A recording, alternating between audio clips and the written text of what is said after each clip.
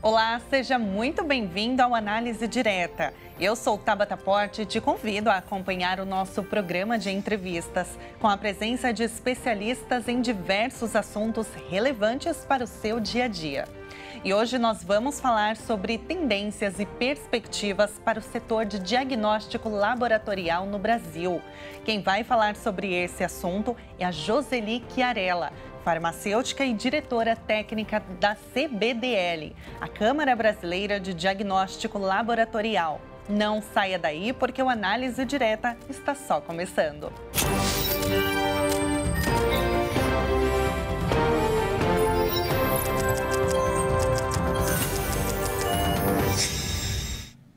Seja muito bem-vindo ao Análise Direta. Nós recebemos no programa de hoje a Joseli Chiarella, farmacêutica e diretora técnica da Câmara Brasileira de Diagnóstico Laboratorial. Joseli, muito obrigada por aceitar o nosso convite e seja bem-vinda. Obrigada pelo convite. É uma oportunidade muito interessante de falar de um assunto que permeia a nossa vida, mas nem sempre a gente tem a oportunidade de discutir e de orientar, né? Isso aí. O diagnóstico pode ter aumento de até 40%. Isso porque a Receita Federal alterou a regra para a cobrança de imposto e aumentou o custo para a saúde. Joseli, como que isso impacta o setor e também, o dia a dia dos brasileiros? Nós tivemos duas mudanças. Uma, que a Receita Federal reclassificou os produtos diagnósticos, isso é uma terminologia muito técnica, né? Então, e ao reclassificar, separar algo de diagnóstico do que era medicamento, isto foi parar numa categoria e isto veio com o pagamento de PIS e COFINS, e que na categoria anterior dessa classificação, o PIS e COFINS eram zerados. Então, esses dois impostos, eles têm um impacto aí de 12%, 13% no preço final de um produto diagnóstico. Ao mesmo tempo, nós tivemos também a quebra de uma regra que permitia algumas alíquotas zero por conta do Covid. Então, na verdade, a gente tem duas medidas que o governo tomou, simultâneas e que podem impactar nesses 40%. Então, e junto com isso, isso veio para implementação imediata, então não teve um tempo de preparação. Em alguns casos, a Receita tem solicitado que as empresas recolham essa diferença de imposto retroativa a 2022. Então, você imagina, contratos que já terminaram, produtos que já foram vendidos, lucros das empresas que já foram apurados podem ter esse impacto. Então, a CBDL tem trabalhado em várias frentes. Primeiro, no sentido de corrigir, adequar algumas coisas desta classificação. É um processo muito técnico para a Receita também. E orientar e trazer a informação de que essa simples reclassificação terá impactos. O maior comprador de produtos da saúde, do diagnóstico, é o próprio governo, o SUS. Então, terá um impacto não só nos indivíduos que pagam pelos seus serviços, mas também para o próprio SUS. A CBDL pode tomar alguma medida judicial para reverter essa O que a gente tem feito, nós temos trabalhado junto com a Receita e junto com alguns ministérios, no sentido de buscar uma solução conjunta, porque existe os termos jurídicos, eu sou farmacêutica, eu não sou advogada. Quando você tem esta reclassificação, que é um direito previsto que a Receita faça isso, mas você tem que carregar a tributação da classificação anterior. E isso não foi feito. Então, nós estamos fazendo várias reuniões. Em paralelo, a gente está avaliando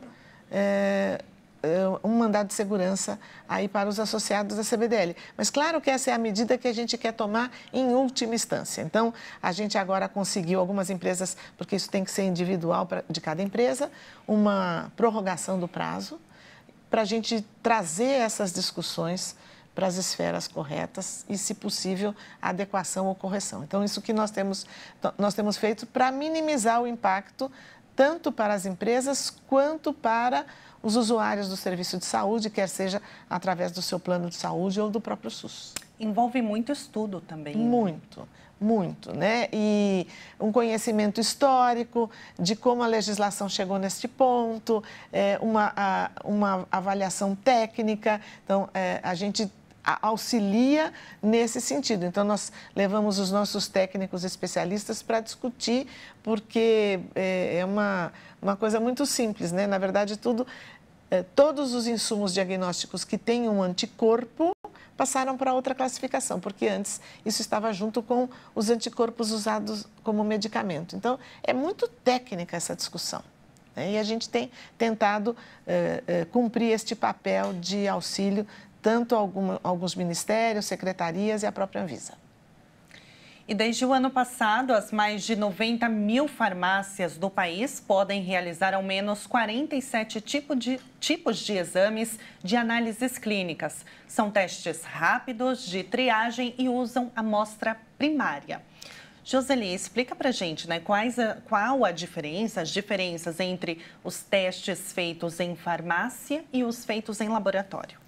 Bom, essa resolução do ano passado, que permitiu que a farmácia realizasse alguns testes, nós tivemos, por exemplo, na Covid, que os serviços de saúde não davam conta. Então, a farmácia foi uma porta muito importante de entrada no sistema de saúde. Os testes realizados na farmácia, eles são considerados testes de triagem. Então, muitas vezes, eles precisam ser confirmados ou complementados por outros exames feitos no laboratório. Mas a farmácia, como triagem, ela é muito importante, né? Então, quando a gente diz amostra primária, o que é a amostra primária? A farmácia não é um laboratório, então ela não pode fazer o que faz num laboratório, que você vai lá, colhe o seu sangue, esse sangue é processado, centrifugado, entra num equipamento. Isso não. Então, a farmácia só pode utilizar aquilo que eu obtenho diretamente do paciente e não preciso processar, que é a famosa picadinha no dedo ou o suave dos exames. Então, exames que podem usar este tipo de material primário, eles podem ser feitos na farmácia. Então, o teste de dengue é um teste que eu posso fazer a partir de uma picadinha no dedo, né? E muita gente pergunta, fala assim, mas a urina não é um material primário fácil de ser obtido, né? Porque a gente pode... Mas os exames feitos a partir de urina não podem ser realizados na farmácia. Por quê? A farmácia ela não é um laboratório, ela não tem uma área, por exemplo, um banheiro dedicado para que o paciente colha o exame lá. E se ele trouxer da casa, nós aí temos problemas que podem impactar na qualidade. O tempo de coleta, a forma de transporte e tal. Então, a Anvisa muito sabiamente diz, olha, aquilo que eu posso coletar na farmácia sem processar, eu não posso fazer nada com esse sangue, e isto for suficiente para eu usar um dispositivo e ter um resultado final, isso pode ser feito na farmácia. Mas eles são sempre considerados testes de triagem. E olha só, em meio à explosão de casos de dengue no país, a procura pelos exames rápidos aumentou em 300% entre novembro do ano passado e janeiro deste ano. O teste foi o segundo mais procurado nas farmácias de todo o Brasil. Joseli, qual a importância de ampliar esses testes, né, por todo o país? Veja, quando a gente fala do teste na farmácia, quando a gente tem uma situação de pandemia, como nós vivemos na Covid, ou de epidemia em alguns estados, como a gente tem de dengue, o sistema não está preparado.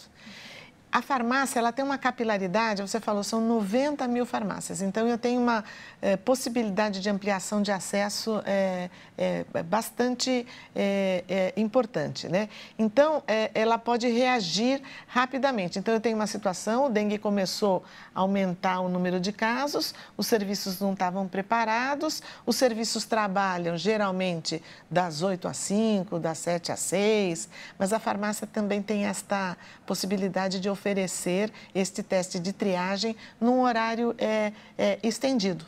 Então, mas eu só posso fazer na farmácia um teste que use a amostra primária, considerado de triagem. Por que isso é importante também? Na dengue, particularmente, porque a sintomatologia da dengue é muito parecida com Covid, com influenza, com chikungunya, mas os tratamentos são diferentes. Então, saber que de fato é dengue é muito importante. E se o serviço da saúde da minha cidade ou do meu local tem uma fila, a farmácia acaba sendo uma porta importante para isso. E olha só, daqui a pouco a gente volta para falar sobre esse assunto, a importância de ampliar o diagnóstico no Brasil. Não saia daí, é um intervalo bem rapidinho e a gente já volta com mais análise direta.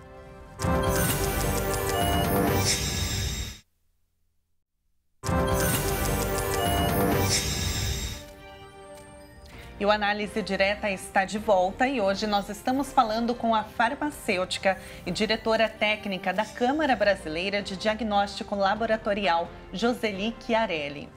Joseli, antes do intervalo nós estávamos falando sobre a importância dos testes de dengue, né? E eu gostaria que você falasse o que vem exatamente no teste de dengue, como que ele é feito, o que vem descrito. Explica pra gente. Tá. A gente pode falar até de uma forma mais fácil hoje, a gente teve um grande aprendizado com a Covid, né? Hoje, você perguntar o que é teste PCR, teste de antígeno, as pessoas já sabem, né? Então, mas cada doença tem sua característica. Então, a dengue, eu tenho os primeiros dias, do dia 1 ao dia 5, mais ou menos, que a gente fala que é o teste do antígeno. Da mesma forma que a gente fazia para a Covid, só que é o antígeno da dengue, e que é no primeiro dia, a partir do primeiro dia de sintoma, esse é o teste do antígeno que, se ele der positivo, eu estou com dengue. Só que por uma característica da própria doença, a partir da resposta do indivíduo, eu começo a fazer anticorpos que neutralizam esse antígeno. Então, depois do 5º dia, esse teste de antígeno, ele pode dar negativo e você está com dengue. Então, neste momento, eu tenho que já olhar a resposta de anticorpos. Então, IgM é o primeiro anticorpo que aparece e IgG é o segundo anticorpo que aparece. Então, agora, um mês e pouco atrás, que a gente teve um aumento bastante importante de casos de dengue, sempre tem essa dúvida. Eu fiz um teste de dengue e deu negativo. Qual teste que você fez? Que dia que foi feito o teste? Porque, pela característica da doença, então, o teste de antígeno ele é positivo até mais ou menos o 5º dia e depois ele é neutralizado. Eu fiz o teste de dengue, tenho sintomas, mas os testes foram todos negativos. A gente tem o PCR, que é um teste definitivo, mas esse tem que ser feito no laboratório. E a gente não pode esquecer que a gente tem outras doenças com sintomatologia muito parecida. Então, é importante testar. Se é dengue, ok, tratamento adequado para dengue. Se é negativo, eu tenho que olhar chikungunya, que é uma doença que alguns estados ganhou bastante relevância agora nos últimos meses.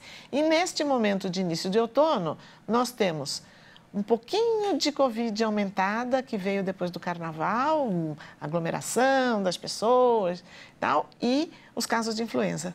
Então, o diagnóstico, por que ele é importante, o diagnóstico específico da doença? A gente antigamente ia no pronto-socorro e falando uma virose. Mas hoje a gente está falando dessas viroses todas, né? Sim. É tudo virose, influenza, Covid e tal. Mas saber qual é a virose orienta o tratamento. E o diagnóstico ele é extremamente importante para também auxiliar no controle da epidemia?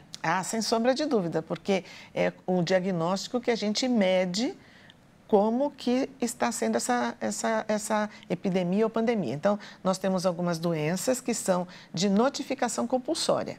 Tanto a farmácia, quanto o laboratório, quanto o médico, se eles têm esse diagnóstico, eles têm que notificar o Ministério da Saúde, porque é feito um registro para que a gente possa acompanhar isso. Então, e aí tomar as medidas adequadas. A gente lembra, no caso da Covid, qual era? Isolamento, porque era um vírus respiratório que passava de pessoa para pessoa. Não é o caso da dengue. A dengue não passa de pessoa para pessoa. Eu tenho um mosquito no meio dessa história. Então, hoje, as ações de prevenção que estão sendo tomadas e que foram tomadas em função do aumento dos diagnósticos são muito nas casas dos indivíduos, porque a grande maioria dos casos, o indivíduo é picado pelo mosquito perto da sua casa. Então, o que a gente como indivíduo pode fazer? Olhar os pratinhos atrás da geladeira, porque a medida de prevenção mais efetiva para a dengue é o que o indivíduo pode fazer. A vacina é super importante, é a melhor medida, mas nós ainda não temos vacina para todo mundo. É verdade. E agora falando sobre o trabalho da CBDL, né? Qual tem sido a contribuição junto à Anvisa para a questão de discussão, consolidação de normas, regulamentação? Explica para a gente. Bom, a Anvisa tem um papel muito importante porque a Anvisa é o órgão que define os parâmetros de segurança para o indivíduo, para a população. Então, o trabalho que a gente faz com a Anvisa é de estar sempre muito próximo, porque o grande desafio da Anvisa hoje é ter agilidade, né? Por exemplo, na época da Covid, a gente teve que fazer um trabalho intenso para que os testes fossem aprovados rapidamente, para que as vacinas sejam aprovadas rapidamente. Então, trazer a informação que vem da indústria, né, para que a Anvisa possa avaliar com seus critérios técnicos e fazer a aprovação de produtos que tenham garantia de serem seguros para a população. Então, nós fazemos esse trabalho ao lado da Anvisa. A gente teve uma demanda bastante recente da Anvisa, que foi uma avaliação de autoteste de dengue. O que é autoteste de dengue? Autoteste é aquele teste que o indivíduo realiza nele mesmo. Então, a Covid é uma baita referência. A gente teve todas as possibilidades. Eu vou lá na farmácia, eu compro um teste e eu faço o teste em casa. Então, a Anvisa estava preocupada nesse momento de epidemia. É importante que a gente dê acesso à população a um autoteste de dengue. Então, nós fornecemos subsídios técnicos para que a Anvisa possa avaliar se ter um teste disponível desta forma é relevante. A Anvisa ainda não fez essa avaliação, não é fácil, dengue é bastante mais complexo do que Covid, então nós fazemos esse trabalho de interface com a Anvisa para auxiliá-los e para ajudá-los. A inovação, ela ocorre na indústria. Então, tudo que é inovador em termos de diagnóstico, dispositivos médicos, isso vem da indústria. Isso também é um desafio para as agências regulatórias. A Anvisa tem um momento hoje bastante delicado de falta de pessoal. Então, eles têm cada vez mais recorrido a estratégias regulatórias. Por exemplo, tem uma que eles implementaram recentemente, que a gente usa infelizmente o termo em inglês que chama reliance, que quer dizer confiança. O que quer dizer esta confiança regulatória? A Anvisa entende que produtos avaliados em algumas outras agências, FDA ou outras agências, que foram analisados com certos princípios, a Anvisa então tem uma relação de confiança com essas agências e adota isso. Isto tem agilizado muitos processos dentro da Anvisa. Então, a Anvisa, não só por ter um quadro de funcionários bastante restrito, mas ela criou critérios seguros para poder considerar análises feitas em outros países, que esses produtos sejam adotados aqui no Brasil num prazo mais curto de tempo. Não quer dizer que ela aceita tudo, mas ela faz uma análise mais curta. Você avalia que o acesso ao diagnóstico ele deve ser ampliado no Brasil? Ele deve ser ampliado no Brasil e ele deve ser ampliado no mundo. Quais são os maiores desafios? Os maiores desafios. Veja, a gente tem alguns desafios que são de distribuição, que são logísticos. Então, aqui no Brasil, nós temos aí áreas que ou não têm acesso à energia elétrica, ou não tem um corpo de profissionais de saúde regular. Então, esses diagnósticos que existem hoje, que podem ser feitos à distância, o que a gente chama de point of care, que é ao lado do paciente. Equipamentos simples, que funcionam de forma rápida, segura. Então, isto é um desafio, ampliar o acesso. Sempre que a gente fala de uma tecnologia, nós estamos falando de um teste muitas vezes mais caro.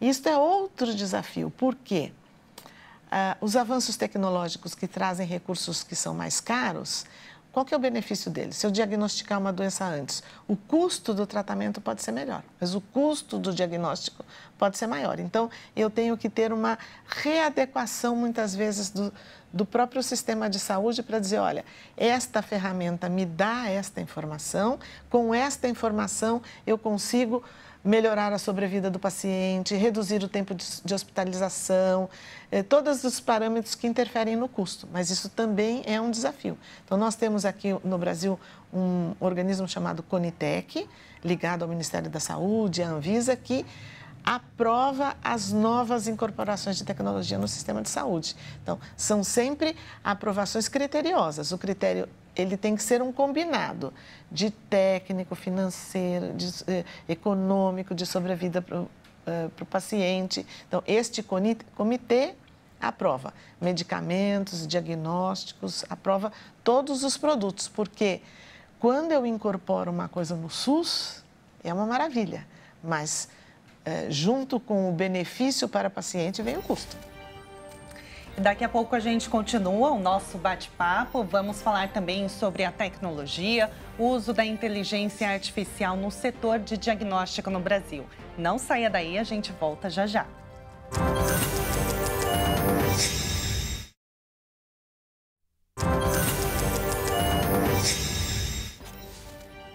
E nós estamos de volta com o nosso programa Análise Direta e hoje com a especialista Joseli Chiarella.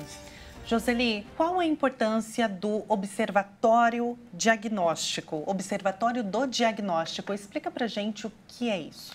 Isso é uma iniciativa da CBDL, nós estamos assinando hoje um memorando de entendimento junto com o MIDIC para... O que a gente gostaria? A gente gostaria de ter mapeado no Brasil todos os diagnósticos que estão sendo feitos e aonde, para que algumas coisas a gente possa identificar rapidamente. Vou dar um exemplo. A gente tem um problema mundial que é a resistência antimicrobiana. Nós, por muito tempo, fizemos uso indiscriminado de antibiótico. E hoje a gente tem a criação daquilo que a gente chama superbactérias, que são aquelas bactérias que não existe um antibiótico para tratar. O ano passado, não sei se vocês lembram, nós tivemos o fechamento de uma UTI em Pernambuco, se eu não estou enganada, porque identificaram uma bactéria que não era suscetível a nenhum antibiótico. Então, o paciente que tinha aquilo não tinha que tomar, né? E isso é um problema que poderá levar a 10 milhões de mortes em 2030, que está aí. Então, qual que é a importância do observatório? A gente quer ter esta identificação de todos os diagnósticos, mas nós vamos focar na resistência antimicrobiana. É poder identificar rapidamente se a gente tiver essa situação com essas bactérias multiresistentes emergentes. Então, isso é um problema que afeta a gente, não é um problema só da saúde. O grande veiculador dessa resistência antimicrobiana é a água, então a gente tem que olhar para isso, olhar a agricultura, uso de antibiótico em animais, todo o ecossistema, porque a pior situação que pode existir é a gente ter um avanço muito grande da frequência que a gente encontra essas bactérias que não têm possibilidade de tratamento. E agora falando de tecnologia, o uso da inteligência artificial já é uma realidade no setor de diagnóstico? Ele é uma realidade porque ele está trazendo a possibilidade de organizar os dados, né? Então, eu tenho muitos exames realizados, tudo digitalizado, então, quando a gente olha um pacote gigantesco de dados e a inteligência artificial tem possibilidade de identificar padrões. Então, eu rapidamente posso identificar padrões e dizer, olha, este padrão de exame, nesta característica de indivíduo, é muito provável que daqui tanto tempo vai acontecer. Então, usar como predição, né? Então, por exemplo, nós temos hoje os smartwatches que coletam essas informações 24 horas por dia e eles são capazes de gerar informações que podem dizer, olha, tem uma palavrinha que a gente usa que chama Real World Evidence, quer dizer, evidências do mundo real. Pessoas que têm este comportamento e eu analisei esses dados, elas têm chances de desenvolver isso. Então, eu monitoro 24 horas o batimento cardíaco de um indivíduo e eu consigo ter uma ferramenta por inteligência artificial que vai me dizer se esse indivíduo pode infartar, por exemplo. Mas nós temos que ter cuidado com a regulamentação. Então, eu preciso de coletar muitas informações, analisar e ter segurança para poder dizer, olha, esta informação que veio por um mecanismo de inteligência artificial, de fato me dá uma informação segura que eu posso predizer tal situação clínica para o paciente. E isso é um desafio também para as agências reguladoras, né? Então, hoje, a Anvisa faz uns 15, 20 dias, lançou uma nota que smartwatch não é diagnóstico. A gente ainda não tem segurança para usar isso como um diagnóstico, mas isto virá. A gente já tem uma série de avanços. Então, por exemplo, eu tenho um dispositivo nos Estados Unidos que eu posso acoplar num celular e fazer um exame de urina, por exemplo. Mas nós estamos avançando com essas tecnologias. Você acha que vai demorar muito para chegar esse momento? Tem coisa que vai chegar mais rápido e tem coisa que vai chegar mais devagar. Já tem um anel nos Estados Unidos que faz uma série de medições. Por exemplo, a gente tem uma coisa que já está aqui, que tem algo de inteligência artificial, que são esses botões que os pacientes que têm diabetes usam e ele faz um monitoramento constante da glicemia do indivíduo. Você vê isso no seu celular e você pode ajustar a sua dose de insulina. Então, isso já é um benefício que já está disponível no mercado, né? Então, são Aqui no Brasil, a gente ainda faz majoritariamente medição de glicemia dos diabéticos pela picadinha do dedo, mas nos Estados Unidos, o uso desse sistema que coloca esse botãozinho adesivo já superou o uso da picadinha do dedo. Então, para criança, para paciente mais sensível, não picar o dedo de uma criança diabética tem um valor inestimável. Então, e a gente já tem algumas dessas possibilidades. É caro. Então, tem que ter um trabalho o quê? Tanto da indústria de tentar trazer esta tecnologia para um preço mais acessível. Então, o custo também é uma barreira, né? Então, a gente tem as barreiras regulatórias e a gente tem a barreira dos custos, mas os Estados Unidos já suplantou. Aqui nós estamos indo. É um processo longo, né? É um processo longo. É um processo longo porque eu tenho que ter segurança no uso da tecnologia, tenho que torná-la acessível tanto com a disponibilidade em vários locais, quanto do custo, né? Então, as tecnologias novas, elas custam mais caras, mas se elas trazem um benefício lá no final da linha de reduzir o custo do tratamento, ter tempo de hospitalização, isso é um benefício. Mas o sistema vai gradativamente se organizando para usar essas novas tecnologias. Quais são os próximos passos, assim, para essas mudanças com a indústria, né, trazendo tantas inovações, assim? Olha, eu sempre olho o diagnóstico laboratorial. Um dos exames mais baratos feitos no laboratório é o exame de fezes, que é muito simples de ser feito. Você leva as suas fezes para o laboratório, faz uma misturinha lá e depois eu olho isso no microscópio. O que ficou caro deste exame? O indivíduo treinado para olhar esta lâmina, para identificar os parasitas. Isto ficou caro. Nos Estados Unidos, hoje a gente já tem um déficit de profissional capacitado, porque um profissional desse, ele precisa de muito tempo para aprender, observação, quantos exames ele consegue fazer por dia. Então, hoje a gente já tem uma tecnologia que vai ser capaz de tirar uma foto desta lâmina, é uma imagem, e essa imagem vai ser analisada por um sistema de computação ou inteligência artificial. Quer dizer, vou melhorar o diagnóstico, porque um técnico hoje, a técnica diz que ele tem que andar a lâmina como um degrauzinho, eu vou poder olhar essa lâmina inteira. Então, isso é um benefício para um exame dos mais simples que a gente tem. Isso não está, mas isso está para vir. Uhum. Está para vir. Então, a tecnologia, ela ajuda a aprimorar as possibilidades de intervenções preventivas? Ah, sem sombra de dúvida, sem sombra de dúvida. Quando a gente fala de triagem, por exemplo, por métodos moleculares, o SUS acabou de incorporar a possibilidade de fazer detecção de HPV molecular. Então, por muitos anos, as mulheres iam fazer o Papa Nicolau. Hoje, o Papa Nicolau tem um componente molecular. E isto, para a prevenção de câncer de os cânceres das mulheres, os cânceres que o HPV tem importância, isto vai mudar, porque se eu faço a triagem do agente que pode levar ao câncer, então eu identifico isso precocemente, tem alguns países que já fazem isso, estão erradicando alguns cânceres. É muito importante. E aí você falou, né, eu ia te perguntar mais uma vez sobre a questão do smartwatch, né, que isso é algo assim muito mais para frente, né? Mas algumas pessoas, apesar disso, ainda utilizam, mesmo que não sejam dados regulamentados, né, concretos ali. Então, por exemplo, a gente também tem que adequar ao paciente. Imagina, isso não, o smartwatch não é um diagnóstico ainda, mas eu sou um indivíduo cardiopata, minha família infartou, várias pessoas da minha família infartaram.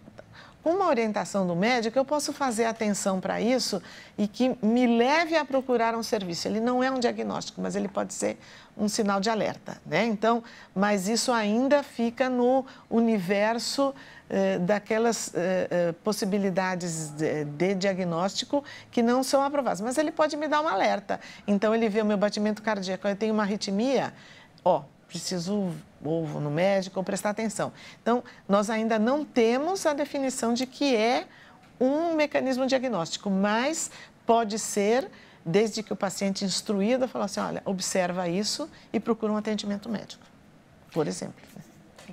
Joseli, como que as pessoas podem conhecer mais o seu trabalho, o trabalho da CBDL? Bom, nós temos uma página, cbdl.org.br. A gente tem também um canal no YouTube que a gente disponibiliza todas essas atividades que a gente faz. E a gente faz muita coisa com a característica de ser informativa, de levar esta informação para os indivíduos. São temas, às vezes, difíceis, são temas complexos. A gente agradece muito a Covid, que teve a possibilidade, a gente fala, foi um letramento, né? Uma alfabetização no diagnóstico. As pessoas falavam de, eu fiz PCR, eu fiz o antígeno, com uma naturalidade que isso não acontecia antes. Então, a gente tem um conteúdo nas nossas redes sociais desse tipo de coisa e para os profissionais, a gente também tem uma série de atividades aí nos congressos da área, que são coisas mais técnicas, né? Que a gente participa ativamente dos congressos. Nosso papel aqui é trabalhar ao lado da indústria e dos reguladores para promover o acesso e trazer a inovação e para a população em geral também a orientação. Nós temos um mantra, o diagnóstico certo para a pessoa certa, no momento certo, no local certo. Então, este é o mundo ideal, que se a gente pudesse ter isso para todos os diagnósticos, né? Com certeza. Joseli, muito obrigada pela sua presença, foi uma honra te receber aqui. Obrigada pelo convite, pela oportunidade de falar um pouquinho desses temas. Muito obrigada. O Análise Direta fica por aqui. Continue ligado na nossa programação, porque aqui você sempre fica muito bem informado. Muito obrigada pela sua companhia e até a próxima.